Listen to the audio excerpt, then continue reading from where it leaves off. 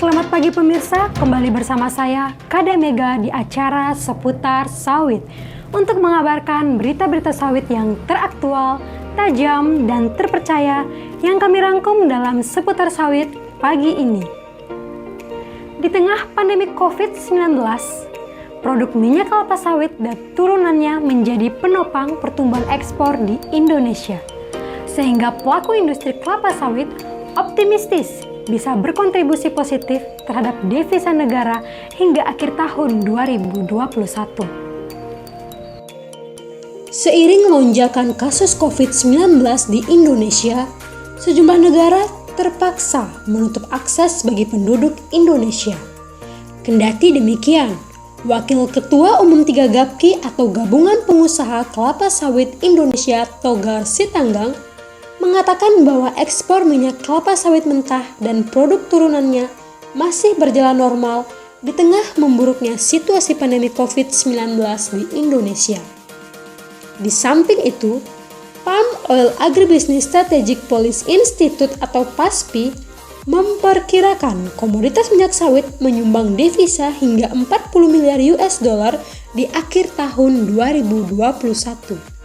Opini tersebut didukung dengan realisasi devisa sawit pada periode Januari hingga Agustus 2021 telah mencapai 23,40 miliar US dollar atau meningkat sebesar 65% dari periode yang sama pada tahun 2020 yang hanya sebesar 15,90 miliar US dollar. Menurut Direktur Eksekutif PASPI Tungkot Sipayung dikutip melalui laman Astra Agro Lestari, pencapaian devisa sawit di tahun 2021 merupakan rekor paripurna selama 110 tahun industri sawit di Indonesia. Devisa sawit juga dominan membuat neraca perdagangan non-migas tampak lebih sehat. Pencapaian tersebut sangat berdampak terhadap 16 juta tenaga kerja di industri sawit yang tetap memiliki pekerjaan dan penghasilan di tengah lesunya perekonomian Indonesia. Untuk mengetahui situasi dan kondisi di perkebunan sawit selama masa pandemi COVID-19, kita telah bergabung dengan rekan kami, Kade Ayu Surya. Silakan Ayu. Ya, selamat pagi Mega dan juga pemirsa. Saat ini saya sedang berada di salah satu perkebunan sawit. Terpantau kegiatan operasional masih berjalan dengan normal karena secara alami pelaksanaan operasional di perkebunan maupun pabrik kelapa sawit memang berjauhan sehingga protokol jaga jarak atau physical distancing terjadi dengan sendirinya.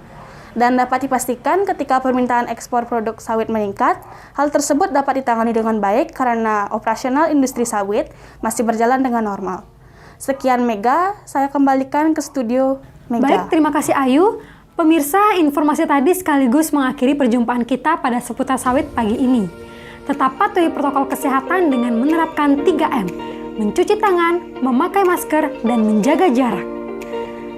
Saya Kade Mega Widaningsih, mewakili rekan kerja, pamit undur diri. Selamat pagi, sampai jumpa, salam generasi sawit.